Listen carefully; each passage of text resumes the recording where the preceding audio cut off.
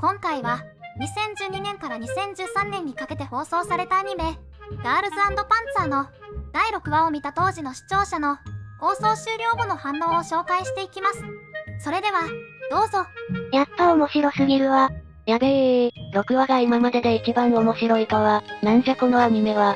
おい毎回神回じゃねえか、どうしてくれんの。すげえ演出うまいわ。久しぶりにテレビアニメで興奮した。普通に最終回クオリティで笑った。ところどころぬるぬるすぎる。熱い回だったな。こっち側のキャラも、みんなそれぞれの個性が出てたし、敵さん側のキャラも良くて、すっごく楽しめた。いい意味ですごく長くて、濃密な回だったな。勝った瞬間、一緒に叫んじまった。大笑いが勝った瞬間、無意識にも大粒の涙が出ていた。おめでとうみんな。戦車道、ほんと熱いな。想像以上にスポコンしてていいわ。まずはこう書き込まずにはいられない。6話、助演女優賞、平野綾、有沙役。今回は平野グッジョブに尽きるんじゃないか。実に素晴らしい演技だったよ。傍受逆手にとって終了かと思いきや、めちゃめちゃ密度濃くて笑った。バッカモーン。やっぱり戦車道だから、道を外すことはしないんだな。熱いわー。たぎる。戦車道を尊ぶ系、かっこいいな。敵報酬の、イエスマームにも痺れたぜ。アメリカ野砲隊を BGM に、シャーマン軍団が大笑い戦車団を追いかけるシーンで、アドバンスド大戦略思い出した。しかし、サンダースのそばかす無能すぎるだろ。フラッグ車が一人で敵を追いかけるとか、将棋で王将が突撃するようなもんだぞ。相手が相手だから、気が緩んだな。89式に機関銃が効くネタ、しっかりやってて笑った。やはり WW2 といえば、煙幕だな。煙幕の後、地味に4号が側面から砲撃入れてるんだね。あそこは決めたかった部分だろうな。あそこは、有沙のとっさの判断がうまかったね。その後はパニック起こしたけど、チャンス、ピンチ、チャンスの流れとは分かってるな、熱かった。でも挟み撃ちにされるとはやはりヌーブ。止まって撃とう。低速でドリフトできるのかというか、きちっと地面えぐるのはいいな。4号のあれは普通の旋回。これは本当に神回避。鬼ごっこでちょっと間延びするかと思ったが、うまいこと盛り上げるなぁ。花さん痺れるわ。スナイパー対決は燃えたな。花さんスナイパーだし、4号は万能だな。最後は、フラッグ戦ならではの結末だったな。やべえ、これだけキャラが多いのに、全員が輝いてる。つか、歴女チームは、普通に優秀なのな。歴女チームが、互いの分野に理解があってよかった。歴女チーム、それだ。仲いいなほんと。蜂の巣に、されてボコボコ、さようなら。お嬢さんの時世の句だと、誰が予想できただろうか。戦闘がエスカレートするに従って、みんな余裕がなくなって、字の性格が見えてくるのが面白かったな。いつも超然としてる歴女チームが、追い詰められて不安そうになってるところや、勝利してはしゃいでいるところが特に。アヒルさんとウサギさんやられた後に、西住殿の指示もなく、フラッグ車の盾に回った歴女チームはイケメンだった。有沙がさらっと、廃校とか言ってて笑った。やっぱり負けられない理由は、勝たなきゃ廃校になるからだったか。どこまで勝てばいいんだろ？優勝でしょ？なぜ廃校の情報を他校の生徒が知ってて、暗号チームが知らんのか。通信を傍受したからさ。有沙チームの援軍が到着した時の、喜び具合が面白い。100倍返しだ。の時の報酬の笑顔がいい。たけしって錯乱したけど、有沙ちゃん、4号の側面砲撃に感づいたり、ギリギリまで逃げ回ったり、社長としては結構優秀なのかもな。誰も話題にしてないけど、3D 戦術マップは地味に良かったな。毎回やってほしい。位置関係も、わかりやすくてよかった。ここのマッピングしてるのは良かったな。雰囲気が出る。戦車の挙動もリアルで、カメラアングルも素晴らしくてよかったわ。アニメでの戦車の描写って、固定砲台か車道を走ってるシーンばっかだから、走行射撃って結構新鮮だな。装填シーン痺れた。戦車が小道具じゃないんだよな、このアニメ。陸自の NBC 偵察車が出演するとは。ファイアフライの怖さを、的確に描く演出に痺れました。ファイアフライのスナイプとか、本当によく戦車の特徴出して作ってるな。サンダース高校の、無口でガム食いながら、次々と戦車を落としてきたあの報酬の人かっこいいな。きっとサンダースのエースに違いない。ファイアフライに乗ってた、単発が脅威だったな。あいつゴルゴだろ。サンダースのナオミが、いい敵キャラっぷりでかっこよかったわ。サンダースいいチームだったな。やっぱりエースにはカスタム機がよく似合うわ。ナオミとファイアフライかっこいいわ。ナオミよかったな。最後負けた後の表情も。ファイアフライの狙撃手が負けたのに笑ってたのは、いい味出してたな。勝敗ではなく内容にこだわるタイプ。西住隊長のシーンで、丸山ちゃんが案の定、関係ない方向を見てて笑った。丸山ちゃんは何を見ているんだ？相変わらずだな。丸山ちゃんが、覚醒する時は来るのか？ K がマジかっこよかった。やっぱりこれは戦争ではなく、戦車道なんだよな。俺も K の一言で思い出させられたよ。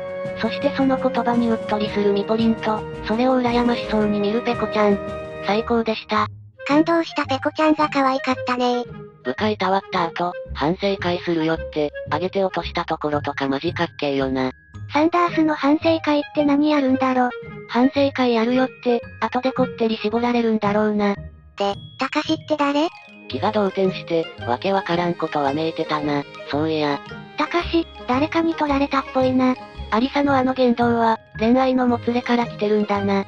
セリフは、なんで私の気持ちに気づいてくれないのだから、片思いだろう、多分。いえ、一発で十分です。花さんクール。こっちが、真の花さん会だったか。影の薄かった花さんの活躍に、ボロ泣きしそうです。花ちゃんかっこよかったな。あそこまで着物座った女の子だとは。花さんが、まさかスナイパーだったとは。絶対絶命からの大楽天。花さんの、静かで闘志あふれる一発勝負は最高だな。一発必中の、いすず殿に惚れたわ。ワンショットワンキルかっけー。花さんが、スナイパースキルを開花させたでー。やっぱりスナイプは燃えるよな。花さん覚醒は来ると思ってたけども、秋山殿が目立ってるから気づきにくいが、花さんも色々してるんだよね。あの冷静さと集中力は、ミポリンに安心感を与えているよ。今日ほど飯がうまい日はない。イスズ殿を愛するのは、俺だけでいいと今まで言い続けてきたが、お前らにもイスズ殿の凄さが感じられたと思う。ももちゃん、ポンコツすぎるだろ。ももちゃんのキャラはズリーわ。ポンコツのくせに、ピンチでヘタれるなんて、可愛すぎるじゃないかー。ももさん、あざといぐらいにヘタレがあらわになってるな。ももちゃんは、ほんと子供のメンタリティだな。ももちゃん、メンタルも弱え。ももちゃん、メンタルまで豆腐とか、マジ役立たずじゃないですか。ももちゃんが進化した。完全なヘタレに。ゆずちゃーんって、泣きついたところは名場面。普段はももちゃんゆずちゃんで呼び合ってるのかと思うと、可愛くて可愛くて。ももちゃん、ゆずと会長に慰められてたところが可愛い。会長、桃の頭撫でてて和んだ。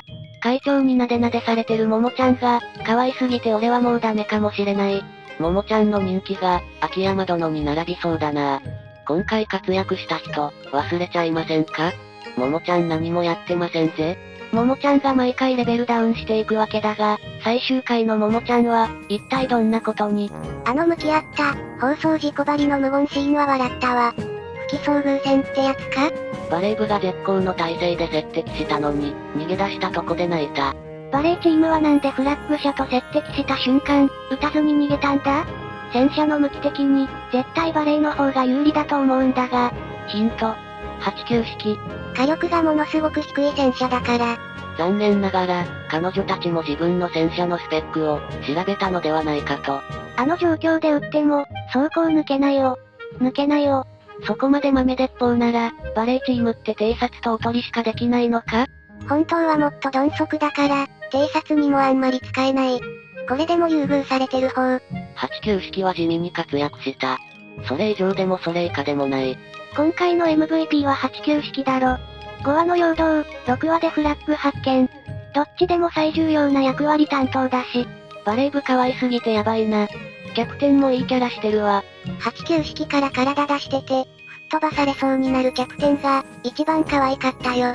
そういや部長の89式が急発進するとき、振り落とされそうになってるところは笑った。バレー部、維新伝心かと思ったら、そうでもなかった。逆リベロってなんだろう。リベロは何でも拾う、つまりボールに当たっていくポジション。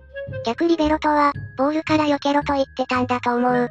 発煙筒の投げ方が、バレー部らしくてよかったな。磯部ちゃんの煙幕弾アタック、ああ、本当にバレー部なんだなと思った。スモークグレネードサーブ、発煙筒。バレー部にはサーブによる煙幕、そういうのもあるのか。これで攻撃が全く効かなくても活躍いけるぞ。あんだけピンポイントで狙えるサーバー相手も、潰れちゃったか、バレー部。車内で火災が起きているように見えたが、本当に安全なのか。戦車内で火事起きてるのにビビったわ。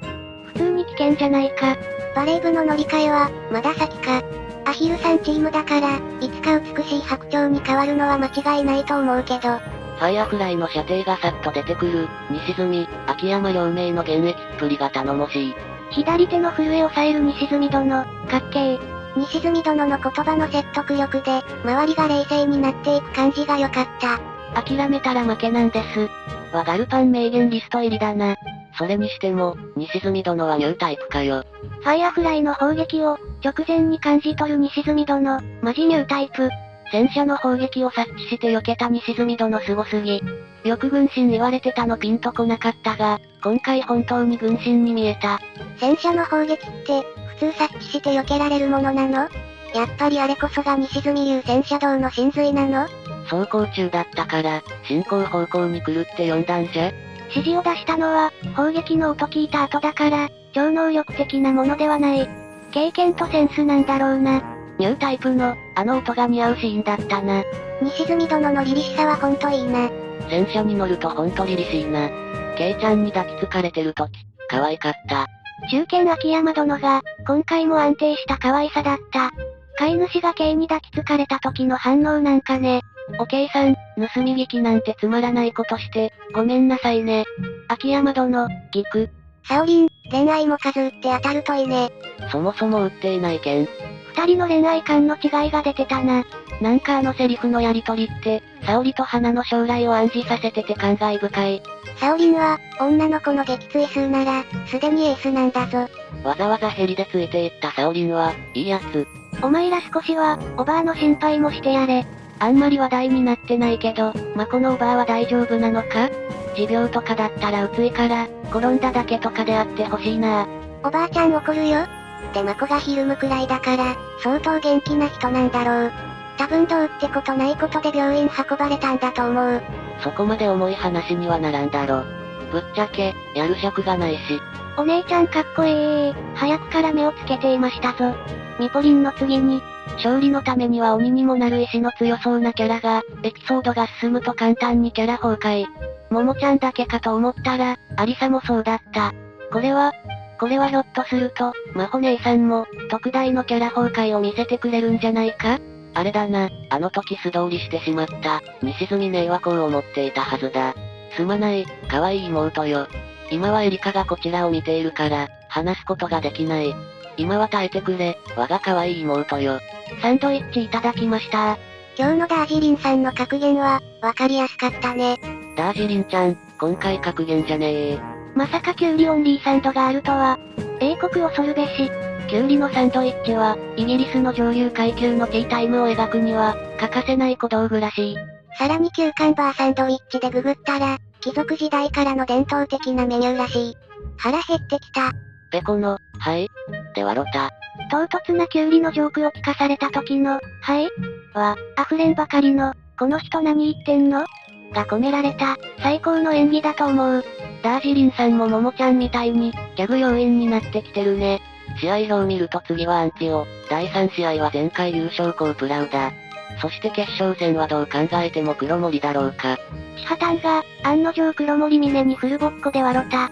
シシルイルイ日本戦車。見せ場もなく、チハタンが無残なことに、今回も濃厚な話だった。泣いて笑って熱くなって、サクサク進んだ30分。ここまでできるんだね。濃密で面白すぎる。この先、試合運びにどう変化を持たせていくのか、楽しみだな。ほんと白熱してたな。A パート終わり際は、思わず正座してたわ。奇跡の面白さだろ。これは中毒者が出るレベルの面白さ。海に沈む夕日をバックに、戦車がゾロゾロしてるシーンこそ、ガールズ&パンツァーであり、戦車道である。ご視聴ありがとうございました。良ければチャンネル登録、高評価、コメントなどよろしくお願いします。それではまた。